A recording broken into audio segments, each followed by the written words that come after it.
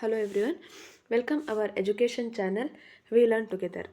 ಈ ವಿಡಿಯೋದಲ್ಲಿ 6ನೇ ತರಗತಿಯ ಸಂಪೂರ್ಣ ಸಮಾಜ ವಿಜ್ಞಾನದ ಪ್ರಶ್ನೋತ್ತರಗಳ ಸರಣಿ 5ಅನ್ನು ನಾವು ನೋಡ್ತಾ ಹೋಗೋಣ. ಆಲ್ರೆಡಿ 4 ಪ್ರಶ್ನೋತ್ತರಗಳ ಸರಣಿಯನ್ನು ನಾವು ನೋಡಿದ್ದೇವೆ. ಇದು 5ನೇ ಪ್ರಶ್ನೋತ್ತರಗಳ ಸರಣಿ. 100 ಕ್ವಶನ್ಗಳನ್ನು ಹೊಂದಿರುವಂಥದ್ದು. 6ನೇ ತರಗತಿಯದಾಗಿರ್ಬೋದು, 7ನೇ ತರಗತಿಯದಾಗಿರ್ಬೋದು, ಹಾಗೆ 8, 9, 10ನೇ ತರಗತಿಯ ಈ ಪ್ರಶ್ನೋತ್ತರಗಳ ಸರಣಿಯನ್ನು ನಾವು ಆಲ್ರೆಡಿ ಅಪ್ಲೋಡ್ ಮಾಡಿದ್ದೇವೆ. ಇವು ನಿಮ್ಮ TETಯಲ್ಲಿ ನಿಮ್ಮ ಸ್ಕೋರನ್ನು ಹೆಚ್ಚು ಮಾಡಿಕೊಳ್ಳಿಕ್ಕೆ ನಿಮಗೆ ತುಂಬ ಹೆಲ್ಪ್ಫುಲ್ ಆಗುವಂಥದ್ದು. ಇದರ ಜೊತೆಯಲ್ಲಿ ಕನ್ನಡ ಬೋಧನಾಶಾಸ್ತ್ರಕ್ಕೆ ಸಂಬಂಧಪಟ್ಟಂತಹ ವಿಡಿಯೋವನ್ನು ನಾವು ಅಪ್ಲೋಡ್ ಮಾಡಿದ್ದೇವೆ. ಹಾಗೆ ಸೈಕಾಲಜಿಯ ಬೋಧನಾಶಾಸ್ತ್ರಕ್ಕೆ ಸಂಬಂಧಪಟ್ಟಂತಹ ವಿಡಿಯೋಗಳನ್ನು ಸಹ ನಾವು ಅಪ್ಲೋಡ್ ಮಾಡಿದ್ದೇವೆ. ಅವು ಸಹ TETಯಲ್ಲಿ ನಿಮಗೆ ಸ್ಕೋರನ್ನು ಹೆಚ್ಚು ಮಾಡಿಕೊಳ್ಳಿಕ್ಕೆ ಹೆಲ್ಪ್ ಆಗುತ್ತೆ. ಈ ನಮ್ಮ ಚಾನಲ್ನಲ್ಲಿರುವಂತಹ ಪ್ಲೇಲಿಸ್ಟ್ನ ವಿಡಿಯೋವನ್ನು ನೀವು ಸರಿಯಾಗಿ ಅಬ್ಸರ್ವ್ ಮಾಡಿ ಅದರ ಕುರಿತಂತೆ ನೀವು ಡೀಪಾಗಿ ಸ್ಟಡಿ ಮಾಡಿದ್ರಿ ಅಂದರೆ ನಿಮ್ಮ TET ಎಕ್ಸಾಮ್ನಲ್ಲಿ 110 ಸ್ಕೋರನ್ನು ಈಸಿಯಾಗಿ ನೀವು ಸ್ಕೋರ್ ಮಾಡಬಹುದು. ಅದೇನು ಅಷ್ಟೊಂದು ಡಿಫಿಕಲ್ಟ್ ಅನಿಸೋ ಚಾನ್ಸ್ ಇಲ್ಲ ಅನ್ನೋದನ್ನು ಹೇಳ್ತಾ ವಿಡಿಯೋವನ್ನು ಸ್ಟಾರ್ಟ್ ಮಾಡ್ತಾ ಹೋಗೋಣ.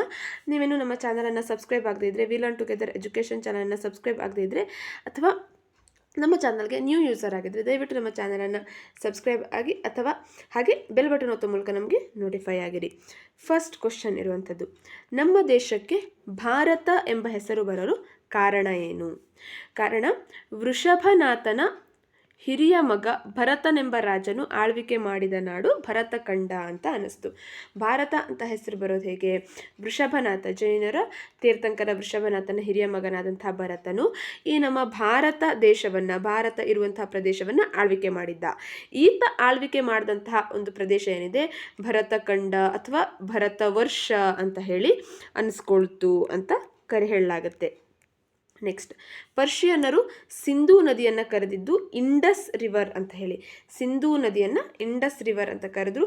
ಈ ಬಯಲಿನಲ್ಲಿ ವಾಸಿಸುವಂಥ ಜನರನ್ನು ಇಂಡಿಯನ್ಸ್ ಅಂತ ಹೇಳಿ ಕರೆದ್ರು. ಇದು ಮುಂದೆ ಬ್ರಿಟಿಷರ ಕಾಲದಲ್ಲಿ ಹಿಂದೂಯಿಸಮ್ ಅನ್ನುವಂಥ ಹೆಸರನ್ನು ಪಡೆದುಕೊಳ್ತು.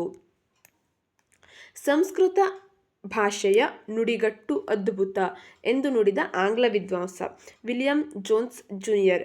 ವಿಲಿಯಂ ಜೋನ್ಸ್ ಏಷಿಯಾಟಿಕ್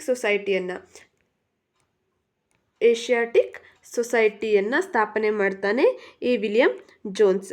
ಈತ ಹೇಳಿರುವಂಥದ್ದು ಸಂಸ್ಕೃತ ಭಾಷೆಯ ನುಡಿಗಟ್ಟು ಅದ್ಭುತ ಹೇಳುವಂಥ ಮಾತನ್ನು ಹೇಳ್ತಾನೆ. ನೆಕ್ಸ್ಟ್, ಸಂಸ್ಕೃತದಿಂದ ಇಂಗ್ಲಿಷ್ಗೆ ತರ್ಜುಮೆಗೊಂಡ ಮೊದಲ ಕೃತಿ ಭಗವದ್ಗೀತೆ. ಇದು ಸಂಸ್ಕೃತ ಭಾಷೆಯಿಂದ ಇಂಗ್ಲಿಷ್ಗೆ ಭಾಷಾಂತರಗೊಂಡಂತಹ ಮೊದಲ ಕೃತಿ ಅಂತ ಕರೆಸ್ಕೊಳ್ತು. ನೆಕ್ಸ್ಟ್, ಪ್ರಾಚೀನ ಸ್ಥಳಗಳ ಇಂದಿನ ಹೆಸರು. ಇದನ್ನು ಕೇಳುವಂಥ ಚಾನ್ಸಸ್ ತುಂಬ ಇರುತ್ತೆ. ಯಾವೆಲ್ಲ ಪ್ರಾಚೀನ ಸ್ಥಳಗಳನ್ನು ಇಂದು ಏನೆಲ್ಲ ಹೆಸರಿನಿಂದ ಕರೀತಾ ಇದ್ದಾರೆ ಅಂತ. ಹಿಂದೆ ಮಗಧ ಅಂತ ಕರೆದಿರುವಂಥದ್ದು ಇಂದಿನ ಬಿಹಾರ. ಹಿಂದೆ ಕಳಿಂಗ ಹೇಳುವಂಥ ಪ್ರದೇಶ ಇಂದಿನ ಒರಿಸ್ಸಾ ಆಗಿದೆ. ಹಿಂದಿನ ಚೇರ ಹೇಳುವಂಥ ಪ್ರದೇಶ ಈಗಿನ ಕೇರಳ ರಾಜ್ಯ. ಇಂದ್ರಪ್ರಸ್ಥ ಹೇಳುವಂಥದ್ದು ಈಗಿನ ಭಾರತದ ದೆಹಲಿ, ನ್ಯಾಷನಲ್ ಕ್ಯಾಪಿಟಲ್ ದೆಹಲಿ, ಇದು ಹಿಂದಿನ ಇಂದ್ರಪ್ರಸ್ಥ. ಪ್ರಯಾಗ್ ಹೇಳುವಂಥದ್ದು ಅಲಹಾಬಾದ್. ಈ ಅಲಹಾಬಾದನ್ನು ಈಗ ಮತ್ತೆ ಪ್ರಯಾಗ್ರಾಜ್ ಅಂಥೇಳಿ ಪುನರ್ನಾಮಕರಣವನ್ನು ಮಾಡಿದ್ದಾರೆ. ಫಸ್ಟ್ ಪ್ರಯಾಗ್ ಅಂತಲೇ ಅದರ ಹೆಸರಿತ್ತು, ಅದನ್ನು ಅಲಹಾಬಾದ್ ಅಂತ ಮಾಡಲಾಗಿತ್ತು. ಮದ್ರಾಸನ್ನು ಚೆನ್ನೈ ಅಂತ ಕರೀತಿದ್ದಾರೆ. ಬೊಂಬಾಯಿ ಅಂತ ಇರುವಂಥದ್ದು ಈಗಿನ ಮುಂಬೈ ಆಗಿದೆ. ಇವಿಷ್ಟು ಪ್ರಾಚೀನ ಮತ್ತು ಇಂದಿನ ಹೆಸರುಗಳು. ಗಣಿತಕ್ಕೆ ಪ್ರಾಚೀನ ಭಾರತೀಯರು ನೀಡಿದಂತಹ ಕೊಡುಗೆ. ಅಂಕೆಗಳು 0, 1 ಈ ರೀತಿಯಾದಂತಹ ಅಂಕೆಗಳು. ದಶಮಾಂಶ ಪದ್ಧತಿ, ಪಾಯಿಂಟ್ ಆಗಿ ಬರುವಂಥದ್ದು 2.5 ಈ ರೀತಿಯಾಗಿ. ಭಿನ್ನ ರಾಶಿ 1, 4 ಈ ಥರ. ಬೀಜಗಣಿತ x+a x+b ಈ ರೀತಿಯಾದಂಥದ್ದು. ಇವೆಲ್ಲವೂ ಗಣಿತಕ್ಕೆ ಭಾರತೀಯರು ನೀಡಿದಂಥ ಕೊಡುಗೆಗಳು. ಶನ ಅಥವಾ ಸೊನ್ನೆಯನ್ನು ಮೊದಲು ಒಂದು ಸಂಖ್ಯಾಸೂಚಕವಾಗಿ ಬಳಸಿದ ಕೀರ್ತಿ ಸಲ್ಲುವಂಥದ್ದು. ಶನ ಅಥವಾ ಸೊನ್ನೆ. ಶೂನ್ಯವನ್ನು ಸಂಖ್ಯಾಸೂಚಕವಾಗಿ ಬಳಸಿದಂಥವರು ಭಾರತೀಯರು.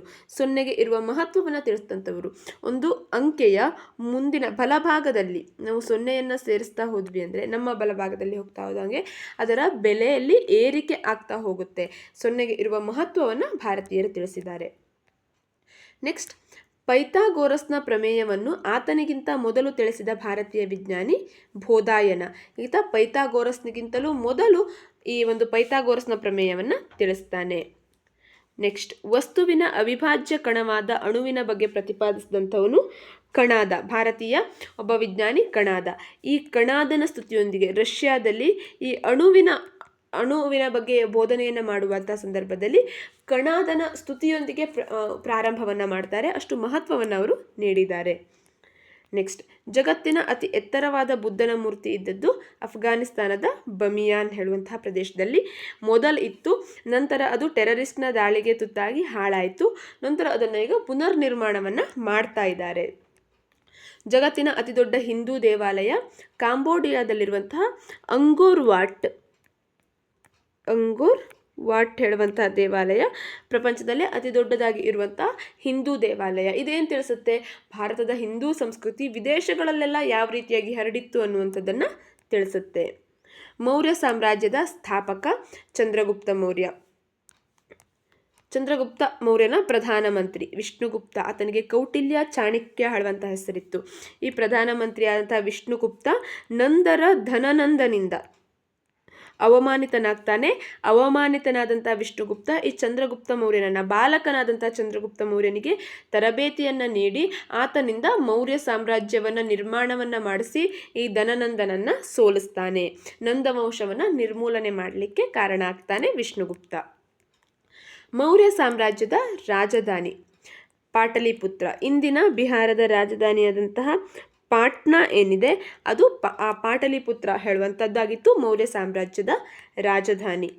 ಮೌರ್ಯ ಸಾಮ್ರಾಜ್ಯದ ಮೇಲೆ ದಂಡೆತ್ತಿ ಬಂದಂತಹ ಅಧಿಕಾರಿ ಸೆಲ್ಯೂಕಸ್, ಗ್ರೀಕ್ನ ಅಧಿಕಾರಿ ಸೆಲ್ಯೂಕಸ್ ಮೌರ್ಯ ಸಾಮ್ರಾಜ್ಯದ ಮೇಲೆ ದಂಡೆತ್ತಿ ಬರ್ತಾನೆ. ಚಂದ್ರಗುಪ್ತ ಮೌರ್ಯನ ಆಸ್ಥಾನಕ್ಕೆ ಬಂದ ಸೆಲ್ಯೂಕಸ್ನ ರಾಯಭಾರಿ ಮೆಗಸ್ತನಿಸ್. ಈ ಸೆಲ್ಯೂಕಸ್ ಏನು ದಂಡೆತ್ತಿ ಬರ್ತಾನೆ, ಆತ ಚಂದ್ರಗುಪ್ತ ಮೌರ್ಯನೊಡನೆ ಯುದ್ಧವನ್ನು ಮಾಡಿ ಸೋಲ್ತಾನೆ.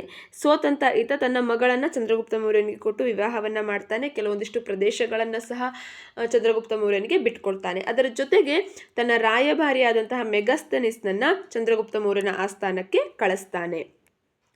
ಈ ಮೆಗಸ್ತನಿಸ್ ಬರೆದಂತಹ ಕೃತಿ ಇಂಡಿಕಾ ಹೇಳುವಂಥ ಕೃತಿಯನ್ನು ಮೆಗಸ್ತನಿಸ್ ಬರೆದಿದ್ದಾನೆ. ಮೌರ್ಯ ಸಾಮ್ರಾಜ್ಯದ ಕುರಿತಾಗಿ ತಿಳಿಲಿಕ್ಕೆ ಇರುವಂತಹ ನಮಗೆ ಒಂದು ಆಕರ ಈ ಇಂಡಿಕಾ ಹೇಳುವಂಥ ಕೃತಿ. ನೇರವಾಗಿ ಇಂಡಿಕಾ ಕೃತಿ ನಮಗೆ ಲಭ್ಯವಾಗದೇ ಇದ್ದರೂ ಸಹ ಇಂಡಿಕಾ ಕೃತಿಯಲ್ಲಿ ಬರೆದಂತಹ ಕೆಲವೊಂದಿಷ್ಟು ವಿಷಯಗಳನ್ನು ಬೇರೆ ಬೇರೆ ಲೇಖಕರು ತಮ್ಮ ಕೃತಿಗಳಲ್ಲಿ ಬರ್ಕೊಂಡಿರೋದ್ರಿಂದ ಮೌರ್ಯ ಸಾಮ್ರಾಜ್ಯದ ಕುರಿತಾಗಿ ಈ ಇಂಡಿಕಾ ಕೃತಿಯಲ್ಲಿ ತಿಳಿಸಿರುವಂಥದ್ದು ತಿಳಿದು ಬಂದಿದೆ. ಕೌಟಿಲ್ಯ ರಚಿಸಿದಂತಹ ಕೃತಿ ಅರ್ಥಶಾಸ್ತ್ರ.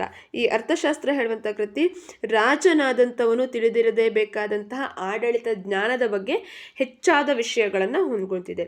ಇದನ್ನು ಮೈಸೂರಿನ ಓರಿಯೆಂಟಲ್ ವಸ್ತು ಸಂಗ್ರಹಾಲಯದಲ್ಲಿ ಆರ್ ಶ್ಯಾಮಾಶಾಸ್ತ್ರಿ ಇವರು ಈ ಹಸ್ತಪ್ರತಿಯನ್ನು ಪತ್ತೆ ಹಚ್ತಾರೆ. ಕೌಟಿಲ್ಯನ ಅರ್ಥಶಾಸ್ತ್ರದ ಒಂದು ಹಸ್ತಪ್ರತಿಯನ್ನು ಮೈಸೂರಿನ ಓರಿಯೆಂಟಲ್ ವಸ್ತು ಸಂಗ್ರಹಾಲಯದಲ್ಲಿ. ಕರ್ನಾಟಕದಲ್ಲಿ ದೊರೆತಿರುವ ಅಶೋಕನ ಶಾಸನಗಳ ಸಂಖ್ಯೆ ಒಟ್ಟು 14 ಶಾಸನಗಳು ದೊರಕಿರುವಂಥದ್ದು. ಅಶೋಕನು ಬೌದ್ಧ ಧರ್ಮ ಸಮ್ಮೇಳನ ನಡೆಸಿದಂಥ ಸ್ಥಳ ಪಾಟಲಿಪುತ್ರದಲ್ಲಿ ಬೌದ್ಧ ಧರ್ಮ ಸಮ್ಮೇಳನವನ್ನು ಅಶೋಕನು ನಡೆಸ್ತಾನೆ. ಧರ್ಮ ಪ್ರಚಾರಕ್ಕಾಗಿ ಅಶೋಕನು ನೇಮಿಸಿದಂತಹ ಅಧಿಕಾರಿಗಳು ಧರ್ಮ ಮಹಾಮಾತ್ರರು. ಯಾವಾಗ ಕಳಿಂಗ ಯುದ್ಧ ಆಗುತ್ತೋ ಕಳಿಂಗ ಯುದ್ಧದಿಂದ ಮನಪರಿವರ್ತನೆಗೊಂಡಂತಹ ಅಶೋಕನು ಬೌದ್ಧ ಧರ್ಮವನ್ನು ಸ್ವೀಕಾರ ಮಾಡ್ತಾನೆ. ಈ ಬೌದ್ಧ ಧರ್ಮವನ್ನು ಸ್ವೀಕಾರ ಮಾಡಿದಂತಹ ಅಶೋಕ ಧರ್ಮ ಪ್ರಚಾರಕ್ಕಾಗಿ ಧರ್ಮ ಮಹಾಮಾತ್ರರು ಹೇಳುವಂತಹ ಅಧಿಕಾರಿಗಳನ್ನು ನೇಮಕ ಮಾಡ್ತಾನೆ. ಇವರು ಪ್ರಾಣಿ ಬಲಿಯನ್ನು ನಿಷೇಧ ಮಾಡುವಂಥದ್ದು, ಅವುಗಳ ಮೇಲ್ವಿಚಾರಣೆಯನ್ನು ನೋಡುವಂಥದ್ದು, ವಯಸ್ಸಾದವರನ್ನು ನೋಡಿಕೊಳ್ಳುವಂಥದ್ದು, ಇವೆಲ್ಲವನ್ನು ಈ ಧರ್ಮ ಮಹಾಮಾತ್ರರು ಮಾಡ್ತಾ ಇದ್ರು. ಕಾಶ್ಮೀರದಲ್ಲಿ ಬೌದ್ಧ ಮಹಾಸಭೆಯನ್ನು ನಡೆಸಿದಂಥ ಅರಸ ಕನಿಷ್ಕ. ಕಾಶ್ಮೀರದಲ್ಲಿ 4ನೇ ಬೌದ್ಧ ಸಮ್ಮೇಳನವನ್ನು ನಡೆಸ್ತಾರೆ ಕನಿಷ್ಕ.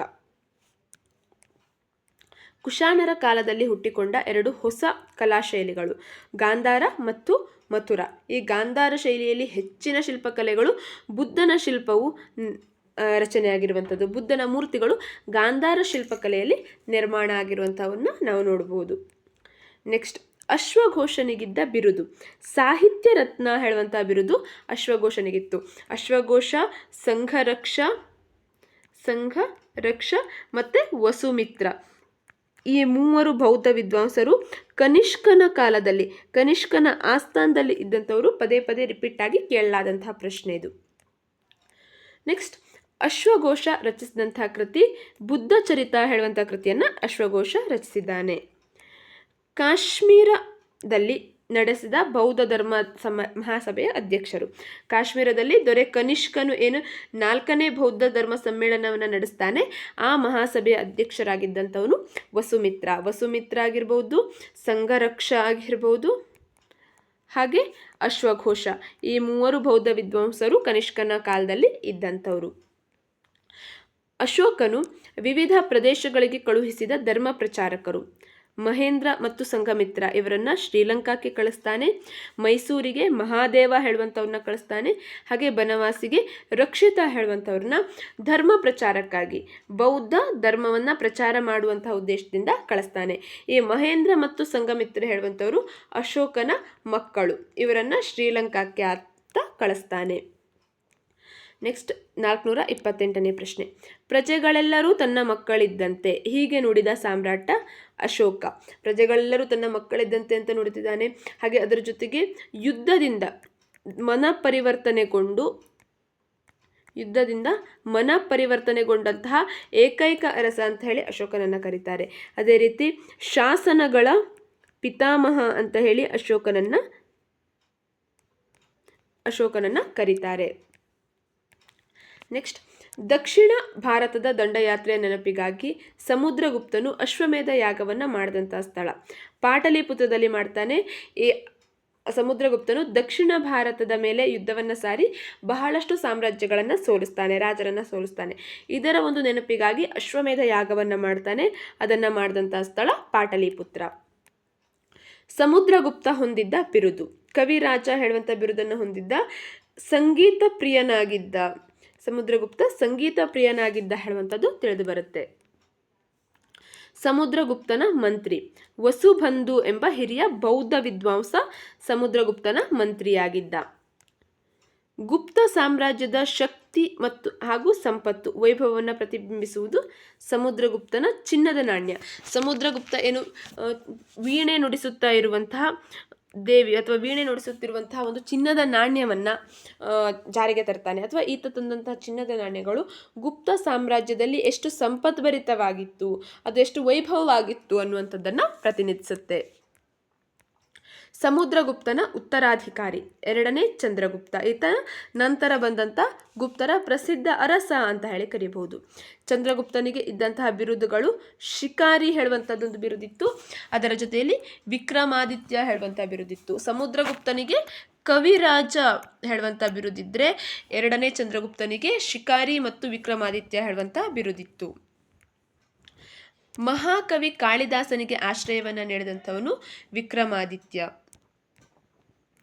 ಚೀನಾ ದೇಶದ ಯಾತ್ರಿಕ ಫಾಹಿಯಾನ್ ಭೇಟಿ ನೀಡಿದ್ದು 2ನೇ ಚಂದ್ರಗುಪ್ತನ ಆಳ್ವಿಕೆಯ ಕಾಲದಲ್ಲಿ. ಚೀನಾದ ಯಾತ್ರಿಕ ಫಾಹಿಯಾನ್ನ ಘೋಕೋಕಿ ಹೇಳುವಂಥ ಕೃತಿಯನ್ನು ಈತ ರಚಿಸಿದ್ದಾನೆ. ಈತ 2ನೇ ಚಂದ್ರಗುಪ್ತನ ಆಳ್ವಿಕೆಯ ಕಾಲದಲ್ಲಿ ಭೇಟಿಯನ್ನು ನೀಡಿದ್ದ. ಉತ್ತರ ಕಾಲದ ರಾಜ್ಯ ಭಾಷೆ ಸಂಸ್ಕೃತ. ಉತ್ತರ ಕಾಲ ಅಂದರೆ ಉತ್ತರದಲ್ಲಿ ಗುಪ್ತರು ಆಳ್ವಿಕೆಯನ್ನು ಮಾಡ್ತಾ ಇದ್ದಂಥ ಕಾಲದಲ್ಲಿ ರಾಜ್ಯ ಭಾಷೆ ಸಂಸ್ಕೃತ ಆಗಿತ್ತು. ಕಾಳಿದಾಸನ ಶ್ರೇಷ್ಠ ನಾಟಕ ಅಭಿಜ್ಞಾನ ಶಾಕುಂತಲ ಹೇಳುವಂಥದ್ದು. ಕಾಳಿದಾಸನ ಬಿರುದು ಕವಿ ಕುಲಗುರು ಹೇಳುವಂಥ ಬಿರುದು ಕಾಳಿದಾಸನಿಗಿತ್ತು. ಈತ 2ನೇ ಚಂದ್ರಗುಪ್ತನ ಆಸ್ಥಾನದಲ್ಲಿ ಕವಿಯಾಗಿ ಇದ್ದಂಥವನು. ಶೂದ್ರಕ ಬರೆದಂತಹ ಕೃತಿ ಮೃಚ್ಛಕಟಿಕ. ಮುದ್ರಾ ರಾಕ್ಷಸ ಎನ್ನುವಂಥದ್ದು ವಿಶಾಖದತ್ತನು ಬರೆದಂತಹ ಒಂದು ನಾಟಕ. ಮುದ್ರಾ ರಾಕ್ಷಸ ಮತ್ತು ದೇವಿ ಚಂದ್ರಗುಪ್ತ ಹೇಳುವಂಥ 2 ನಾಟಕಗಳನ್ನು ಬರೆದಿದ್ದಾನೆ. ಈ ಗುಪ್ತರ ಒಂದು ಇತಿಹಾಸವನ್ನು ತಿಳಿಲಿಕ್ಕೆ ಇರುವಂತಹ ಆಕರ ಗ್ರಂಥ ಅಂತಲೂ ಸಹ ನಾವು ಇದನ್ನು ಕರಿಬಹುದಾಗಿದೆ. ಪಂಚತಂತ್ರ ಕಥಾ ಸಂಗ್ರಹ ಬರೆದವನು ವಿಷ್ಣು ಶರ್ಮ. ಈತ ಸಂಸ್ಕೃತದಲ್ಲಿ ಪಂಚತಂತ್ರ ಕಥಾ ಸಂಗ್ರಹವನ್ನು ಬರೀತಾನೆ. ಅದನ್ನು ಕನ್ನಡದ ಪಂಚತಂತ್ರವನ್ನು ಮಾಡಿದಂಥವನು ದುರ್ಗಸಿಂಹ. ಸಂಸ್ಕೃತದಲ್ಲಿ ಪಂಚತಂತ್ರ ವಿಷ್ಣು ಶರ್ಮದಾದರೆ ಕನ್ನಡದಲ್ಲಿ ದುರ್ಗಸಿಂಹನ ಪಂಚತಂತ್ರ ಕಥಾ ಸಂಗ್ರಹ ಇರುವಂಥದ್ದು. ಇಂದಿಗೂ ಬಳಕೆಯಲ್ಲಿರುವ ಅಮರಕೋಶ ಎಂಬ ಶಬ್ದಕೋಶವನ್ನು ಬರೆದಂಥವರು ಅಮರಸಿಂಹ ಬರೆದಿರುವಂಥದ್ದು ಅಮರಕೋಶ ಹೇಳುವಂಥ ಒಂದು ಶಬ್ದಕೋಶ ಅಂದರೆ ಡಿಕ್ಷನರಿಯನ್ನು ಬರೆದಿರುವಂಥದ್ದು. ಭಾರತದ ಅತಿ ಪ್ರಾಚೀನ ದೇವಾಲಯ ಇರುವಂಥದ್ದು ಮಧ್ಯಪ್ರದೇಶದ ಸಾಂಚಿಯಲ್ಲಿ ಗುಪ್ತರ ಕಾಲದಲ್ಲಿ ರಚನೆ ಆದಂತಹ ಒಂದು ದೇವಾಲಯ ಇದಾಗಿದೆ.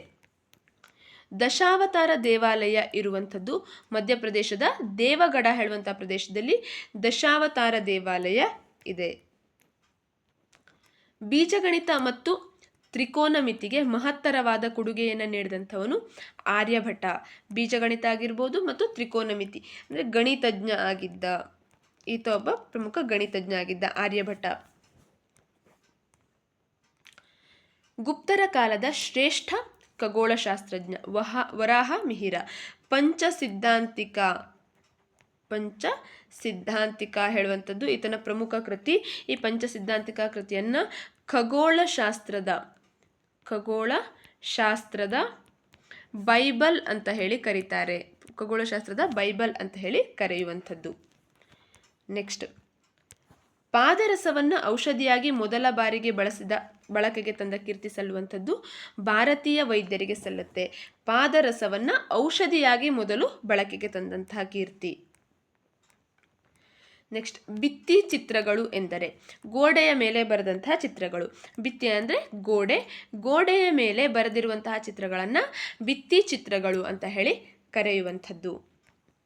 ಅಜಂತಾ ಗುಹೆಗಳನ್ನು ಪತ್ತೆ ಹಚ್ಚಲಾದ ವರ್ಷ 1819ರಲ್ಲಿ ಅಜಂತಾ ಗುಹೆಗಳನ್ನು ಪತ್ತೆ ಹಚ್ಚಲಾಗುತ್ತೆ.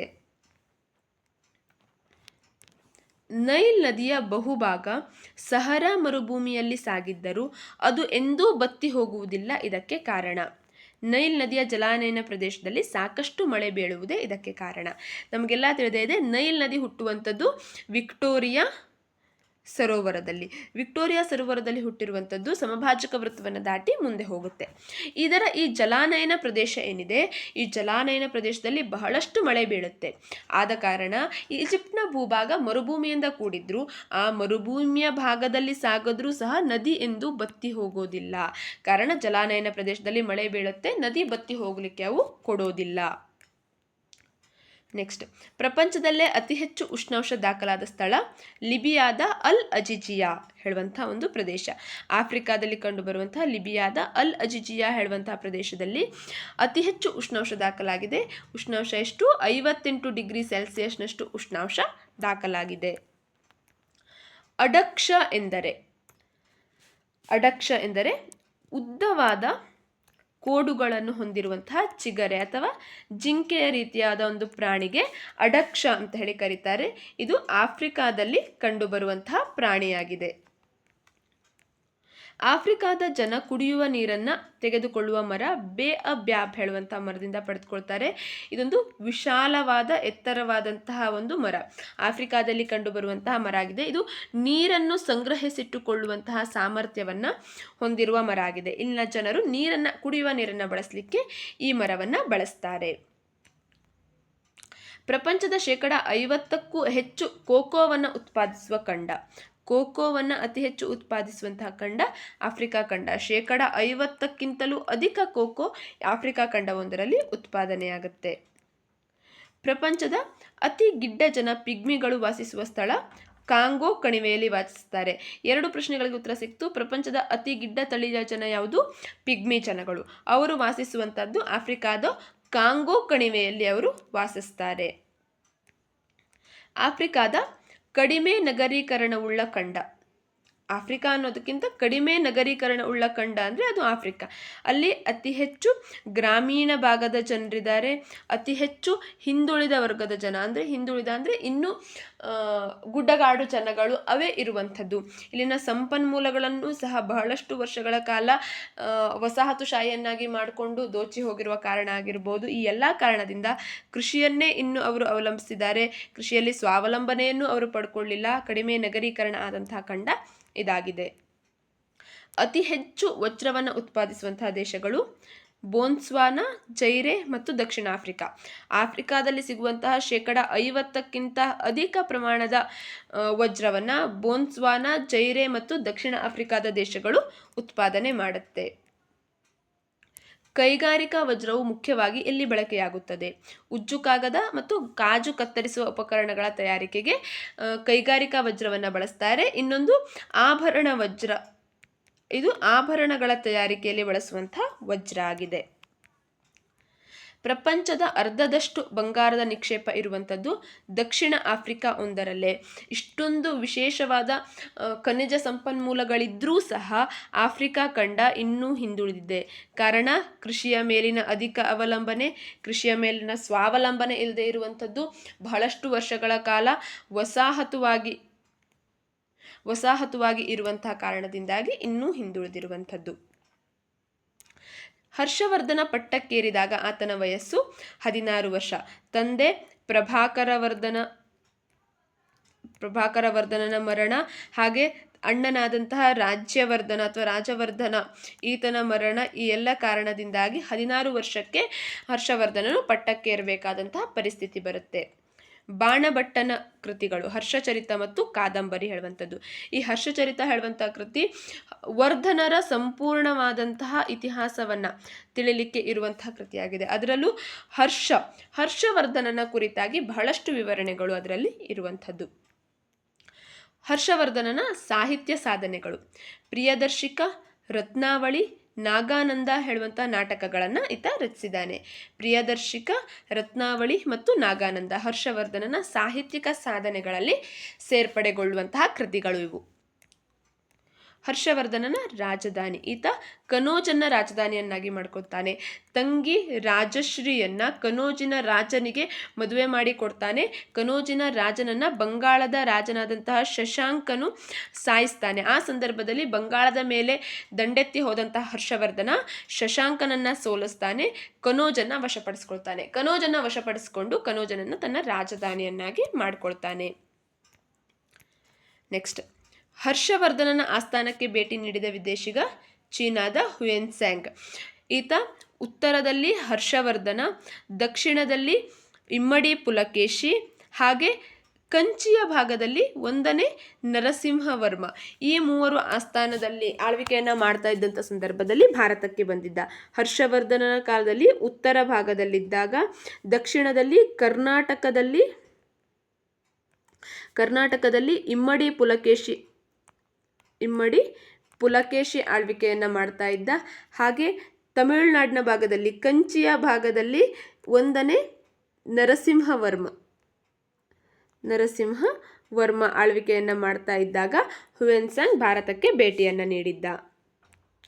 ಹುಯೆನ್ಸಾಂಗ್ ಬರೆದ ಸಿಯುಕಿ ಕೃತಿಯ ಅರ್ಥ ಪಶ್ಚಿಮದ ಭೂಮಿಯ ಕಥನ ಅನ್ನುವಂಥದ್ದನ್ನು, ಅದರ ಅರ್ಥವನ್ನು ತಿಳಿಸುತ್ತೆ. ಹುಯೆನ್ಸಾಂಗ್ ಕಲಿತ ಮಹಾವಿದ್ಯಾಲಯ ನಳಂದ ಮಹಾವಿದ್ಯಾಲಯ. ನಳಂದ ಮಹಾವಿದ್ಯಾಲಯದಲ್ಲಿ ಬಹಳಷ್ಟು ವರ್ಷಗಳ ಕಾಲ ಆತ ಉಳಿದು ಕಲಿಕೆಯನ್ನು ಮಾಡ್ತಾನೆ. ಶೀಲಪ್ಪಾದಿಗಾರಂ, ಪ್ರಾಚೀನ ತಮಿಳು ಸಾಹಿತ್ಯದ ಕಥಾನಾಯಕಿ ಕಣ್ಣಗಿ ಹೇಳುವಂಥ ಒಬ್ಬ ಹೆಂಗಸು ಅಥವಾ ಒಬ್ಬ ಯುವತಿ. ಈ ಒಂದು ಶೀಲಪ್ಪಾದಿಗಾರಂ ಹೇಳುವಂಥ ಪ್ರಾಚೀನ ತಮಿಳು ಸಾಹಿತ್ಯದ ಕಥಾನಾಯಕಿ. ಮಣಿಮೇಗಲೈ, ಮಹಾಕಾವ್ಯದ ಕಥಾನಾಯಕಿ ಮಣಿಮೇಗಲೆ. ಸಂಗಮ್ ಸಾಹಿತ್ಯಕ್ಕೆ ಆಶ್ರಯವನ್ನು ನೀಡಿದಂಥವರು ಮದುರೈ ಪಾಂಡ್ಯರು. ಸಂಗಮ್ ಸಾಹಿತ್ಯಕ್ಕೆ, ಈ ಸಂಗಮ್ ಸಾಹಿತ್ಯ ಹೇಳುವಂಥದ್ದು ಪ್ರಾಚೀನ ಸಾಹಿತ್ಯ ಪ್ರಕಾರಗಳಲ್ಲಿ ಒಂದಾಗಿದೆ. ಶಾತವಾಹನರ ರಾಜಧಾನಿ ಪ್ರತಿಷ್ಠಾನಪುರ ಅಥವಾ ಪೈಠಾಣ ಅಂತ ಅದನ್ನು ಕರೆಯುವಂಥದ್ದು. ಪೈಠಾಣ ಅಥವಾ ಪ್ರತಿಷ್ಠಾನಪುರ ಹೇಳುವಂಥದ್ದು ಶಾತವಾಹನರ ರಾಜಧಾನಿ. ದಖನ್ನ ಭಾಗದಲ್ಲಿ ಆಳ್ವಿಕೆಯನ್ನು ಮಾಡಿದಂತಹ ಮೊದಲ ರಾಜವಂಶ ಶಾತವಾಹನರದ್ದಾಗಿದೆ. ಗೌತಮಿಪುತ್ರ ಶಾತಕರ್ಣಿಯ ಬಗ್ಗೆ ವಿವರಿಸುವ ಶಾಸನ ನಾಸಿಕ್ನ ಶಾಸನ ಗೌತಮಿಪುತ್ರ ಶಾತಕರ್ಣಿಯ ಬಗ್ಗೆ ವಿವರಣೆಯನ್ನು ನೀಡುತ್ತೆ. ಅದೇ ರೀತಿ ಗೌತಮಿಪುತ್ರ ಶಾತಕರ್ಣಿಗಿದ್ದ ಬಿರುದು ಶಾತವಾಹನ ಕುಲಯಶಃ ಪ್ರತಿಷ್ಠಾಪನಕರ ಹೇಳುವಂಥ ಒಂದು ಬಿರುದಿತ್ತು. ಹಾಗೆ ಇದರ ಜೊತೆಗೆ ತ್ರೈಸಮುದ್ರ ತೋಯ ಪೀತವಾಹನ ತೋಯಪೀತ ವಾಹನ ಹೇಳುವಂಥ 2 ಬಿರುದಿತ್ತು. 3 ಸಮುದ್ರಗಳ ನೀರನ್ನು ಕುಡಿದಂತಹ ಕುದುರೆಯನ್ನು ವಾಹನವನ್ನಾಗಿ ಹೊಂದಿದವನು, ಹಾಗೆ ಶಾತವಾಹನರ ಕುಲವನ್ನು ಪ್ರತಿಷ್ಠೆಯನ್ನು ಹೆಚ್ಚಿಸಿದಂಥವನು ಹೇಳುವಂಥ 2 ಬಿರುದು ಇತ್ತು. ಚೈತ್ಯ ಎಂದರೆ ಬೌದ್ಧರ ಪ್ರಾರ್ಥನಾ ಮಂದಿರವನ್ನು ಚೈತ್ಯ ಅಂತ ಹೇಳಿ ಕರೆಯುವಂಥದ್ದು. ವಿಹಾರ ಅಂತಂದರೆ ಬೌದ್ಧ ಭಿಕ್ಷುಗಳು ವಾಸ ಮಾಡಲಿಕ್ಕೆ ಇರುವಂತಹ ಸ್ಥಳ. ಚೈತ್ಯ ಅಂತಂದರೆ ಬೌದ್ಧರ ಪ್ರಾರ್ಥನಾ ಮಂದಿರ, ಆದರೆ ವಿಹಾರ ಅಂದರೆ ಬೌದ್ಧ ಭಿಕ್ಷುಗಳ ವಾಸ ಮಾಡುವಂತಹ ಸ್ಥಾನ. ಶಾತವಾಹನ ಕಾಲದ ಪಟ್ಟಣಗಳ ಹೆಸರು ನಿಗಮಗಳು ಅಂತ ಹೇಳಿ ಪಟ್ಟಣಕ್ಕೆ ಕರೀತಾ ಇದ್ರು. ಬನವಾಸಿಯ ಹಿಂದಿನ ಹೆಸರು ವೈಜಯಂತಿಪುರ ಅಂತ ಹೇಳಿ ಬನವಾಸಿಯ ಹಿಂದಿನ ಹೆಸರು. ಅದಕ್ಕೂ ಮೊದಲು ಬೈಂಜಾಂಟಿಯನ್ ಅಲ್ಲ, ವೈಜಯಂತಿಪುರ ಅಂತಲೇ ಅದನ್ನು ಕರೀತಾ ಇದ್ರು. ನೆಕ್ಸ್ಟ್, ಶಾತವಾಹನರ ಕಾಲದ ಧಾನಿಕ ಶ್ರೇಣಿ ಎನ್ನುವಂಥದ್ದು ಧಾನ್ಯ ವ್ಯಾಪಾರ ಮಾಡುವ ಒಂದು ಸಂಘ ಆಗಿತ್ತು. ಶ್ರೇಣಿ ಅಂತ ಕರೆಯುವಂಥದ್ದು ಸಂಘ ಅನ್ನುವಂಥ ಅರ್ಥವನ್ನು ಕೊಡ್ತಾ ಇತ್ತು. ಶ್ರೇಣಿ ಎಂಬ ಸಂಘಗಳ ಮುಖ್ಯಸ್ಥರನ್ನು ಶ್ರೇಷ್ಠಿ ಅಥವಾ ಶೆಟ್ಟಿ ಅಂತ ಹೇಳಿ ಕರಿತಾ ಇದ್ರು. ಇಂದಿನ ಶೆಟ್ಟಿ, ಅಂದಿನ ಶ್ರೇಷ್ಠಿ ಅಂತ ಹೇಳಿ ಕರಿತಾ ಇದ್ರು. ಕದಂಬರ ರಾಜಧಾನಿ ಹಾಗೂ ರಾಜಲಾಂಛನ. ಉತ್ತರ ಕನ್ನಡ ಜಿಲ್ಲೆಯ ಬನವಾಸಿ ಅವರ ರಾಜಧಾನಿಯಾಗಿತ್ತು. ಹಾಗೆ ರಾಜಲಾಂಛನ ಸಿಂಹ. ಕದಂಬರು ಅಂತಂದರೆ ಕರ್ನಾಟಕದಲ್ಲಿ ಆಳ್ವಿಕೆ ಮಾಡಿದಂತಹ ಮೊದಲ ರಾಜವಂಶ ಕದಂಬರದ್ದು. ಇವರ ರಾಜಧಾನಿ ಬನವಾಸಿಯಾಗಿತ್ತು. ರಾಜಲಾಂಛನ ಸಿಂಹ.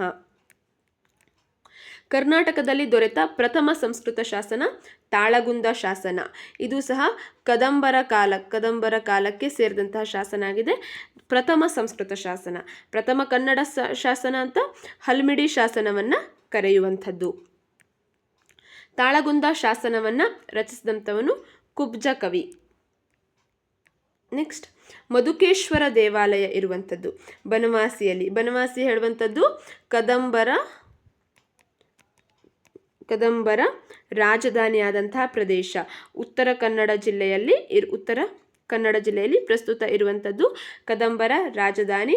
ಕದಂಬರು ಕರ್ನಾಟಕವನ್ನು ಆಳ್ವಿಕೆ ಮಾಡಿದಂತಹ ಪ್ರಥಮ ಕನ್ನಡದ ರಾಜವಂಶ ಅಂತ ಹೇಳಿ ಕರೆಯುವಂಥದ್ದು. ಮಯೂರವರ್ಮ ಕದಂಬರ ಸ್ಥಾಪಕ ಮತ್ತು ಪ್ರಸಿದ್ಧ ಅರಸ ಅಂತ ಹೇಳಿ ಕರೆಯುವಂಥದ್ದು. ನೆಕ್ಸ್ಟ್, ಗೊಮ್ಮಟ ಎಂದರೆ ಸುಂದರ ಹೇಳುವಂತಹ ಅರ್ಥವನ್ನು ಕೊಡುತ್ತೆ. ಗಂಗರ 4ನೇ ರಾಚಮಲ್ಲನ ಮಂತ್ರಿ ಚಾವುಂಡರಾಯ ಈತ ಚಾವುಂಡರಾಯ ಪುರಾಣ ಹೇಳುವಂಥ ಕೃತಿಯನ್ನು ರಚನೆ ಮಾಡಿದ್ದಾನೆ. ಶ್ರವಣ ಬೆಳಗೋಳದ ಗೊಮ್ಮಟೇಶ್ವರ ವಿಗ್ರಹವನ್ನು ನಿರ್ಮಾಣ ಮಾಡಿದಂಥದ್ದು. ಇವೆಲ್ಲವೂ ಚಾವುಂಡರಾಯನ ಸಾಧನೆಗಳು. ನೆಕ್ಸ್ಟ್, ಕನ್ನಡ ನಾಡಿನ ಇತಿಹಾಸದಲ್ಲಿ ಅತಿ ದೀರ್ಘಕಾಲ ಆಳ್ವಿಕೆಯನ್ನು ನಡೆಸಿದಂಥವರು ಗಂಗರು. ಈ ಗಂಗರು ತಲಕಾಡು, ಮಾನ್ಯಪುರ ಅಥವಾ ಮಣ್ಣೆ ಇವುಗಳನ್ನು ರಾಜಧಾನಿಯನ್ನಾಗಿ ಮಾಡಿಕೊಂಡು, ತಲಕಾಡು ಹಾಗೆ ಕುವಲಾಲ ಅಂದರೆ ಇಂದಿನ ಕೋಲಾರ ಪ್ರದೇಶ, ಈ ಪ್ರದೇಶವನ್ನು ರಾಜಧಾನಿಯನ್ನಾಗಿ ಮಾಡಿಕೊಂಡು ಅತಿ ದೀರ್ಘಕಾಲ ಕರ್ನಾಟಕದ ಅಥವಾ ಕನ್ನಡ ನಾಡಿನ ಭಾಗದಲ್ಲಿ ಆಳ್ವಿಕೆಯನ್ನು ನಡೆಸಿದ್ದಾರೆ. ಶ್ರೀಕೃಷ್ಣನಿಗೆ ಸಮಾನನೆಂದು ವರ್ಣಿಸಲಾದ ಗಂಗರ ದೊರೆ ದುರ್ವಿನೀತ. ಈತನನ್ನು ಶ್ರೀಕೃಷ್ಣನಿಗೆ ಸಮಾನನಾದವನು ಅಂತ ಹೇಳಿ ವರ್ಣನೆಯನ್ನು ಮಾಡಲಾಗಿದೆ. ಚಾಲುಕ್ಯರ ಲಾಂಛನ ವರಾಹ. ಇದು ಚಾಲುಕ್ಯರ ಲಾಂಛನ ಆಗಿತ್ತು. ಚಾಲುಕ್ಯರು ಅಂದರೆ ಬಾದಾಮಿಯನ್ನು ರಾಜಧಾನಿಯನ್ನಾಗಿ ಮಾಡಿಕೊಂಡಂತಹ ಚಾಲುಕ್ಯರು. ಕರ್ನಾಟಕಕ್ಕೆ ಕರ್ನಾಟಕ ಅನ್ನುವಂಥ ಹೆಸರನ್ನು ಕೊಟ್ಟಿರುವಂಥದ್ದು, ಈ ನಾಡಿಗೆ ಕರ್ನಾಟಕ ಅಂತ ಹೆಸರನ್ನು ಕೊಟ್ಟಿರುವಂಥದ್ದೇ ಬಾದಾಮಿ ಚಾಲುಕ್ಯರು ಅಂತ ಹೇಳಲಾಗುತ್ತೆ. ದೇವಾಲಯಗಳ ಶಿಲ್ಪದ ತೊಟ್ಟಿಲು ಅಂತ ಕರೆಯುವಂಥದ್ದು ಐಹೊಳೆಯನ್ನು. ಚಾಲುಕ್ಯರ ಒಂದು ಕೊಡುಗೆ ಆಗಿರುವಂಥದ್ದು ಈ ಐಹೊಳೆ ಹೇಳುವಂಥದ್ದು. ಇದನ್ನು ದೇವಾಲಯದ ಶಿಲ್ಪದ ತೊಟ್ಟಿಲು ಅಂತ ಹೇಳಿ ಕರೀತಾರೆ. ವಿಶ್ವ ಪರಂಪರೆಗೆ ಸೇರಿದ ಕಲ್ಯಾಣಿ ಚಾಲುಕ್ಯರ ತಾಣ ಪಟ್ಟದಕಲ್ಲು. ಈ ಪಟ್ಟದಕಲ್ಲಿನಲ್ಲಿ ಚಾಲುಕ್ಯರ ಅರಸರಿಗೆ ಪಟ್ಟಾಭಿಷೇಕ ಆಗ್ತಾ ಇತ್ತು ಅನ್ನೋ ಕಾರಣಕ್ಕೆ ಆ ಒಂದು ಸ್ಥಳಕ್ಕೆ ಪಟ್ಟದಕಲ್ಲು ಅನ್ನುವಂಥ ಹೆಸರು ಬಂತು ಅನ್ನುವಂಥದ್ದನ್ನು ಸಹ ಹೇಳಲಾಗತ್ತೆ. ವಾತಾಪಿ ಕೊಂಡ ಎಂಬ ಬಿರುದು ಧರಿಸಿದ ದೊರೆ ನರಸಿಂಹವರ್ಮ. 1ನೇ ನರಸಿಂಹವರ್ಮ. ಎಲ್ಲಿ? ಕಂಚಿಯ ಪಲ್ಲವರ ನರಸಿಂಹವರ್ಮ. ಈತನಿಗೆ ಈ ಬಿರುದು ಬರಲಿಕ್ಕೆ ಕಾರಣ ಏನು?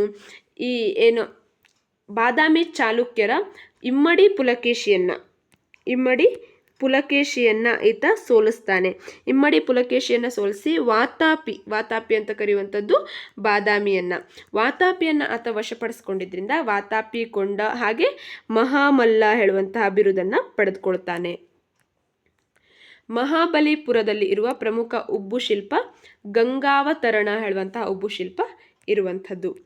ಲಕ್ಷಣ ಗ್ರಂಥ ಎಂದರೆ ಭಾಷಾ ಶೈಲಿ, ಛಂದಸ್ಸು ಮುಂತಾದ ಲಕ್ಷಣಗಳನ್ನು ವಿವರಿಸುವಂತಹ ಗ್ರಂಥ. ಭಾಷೆಯ ಶೈಲಿ ಮತ್ತು ಛಂದಸ್ಸುಗಳನ್ನು ವಿವರಿಸುವಂತಹ ಗ್ರಂಥ, ಅದರ ಲಕ್ಷಣಗಳನ್ನು ವಿವರಿಸುವಂತಹ ಗ್ರಂಥವನ್ನು ಲಕ್ಷಣ ಗ್ರಂಥ ಅಂತ ಹೇಳಿ ಕರೀತಾರೆ. ಪಂಪನಿಗೆ ಆಶ್ರಯ ನೀಡಿದಂಥವರು ಮೇಮುಲವಾಡದ ಮಾಂಡಲಿಕ ಅರಿಕೇಸರಿ. ಎಲ್ಲೋರಾದ ಕೈಲಾಸನಾಥ ದೇವಾಲಯವನ್ನು ಕೆತ್ತಿಸಿದಂಥವನು 1ನೇ ಕೃಷ್ಣ. ಈತ ಎಲ್ಲೋರಾದ ಕೈಲಾಸನಾಥ ದೇವಾಲಯವನ್ನು ಕಟ್ಟಿಸಿದ್ದಾನೆ.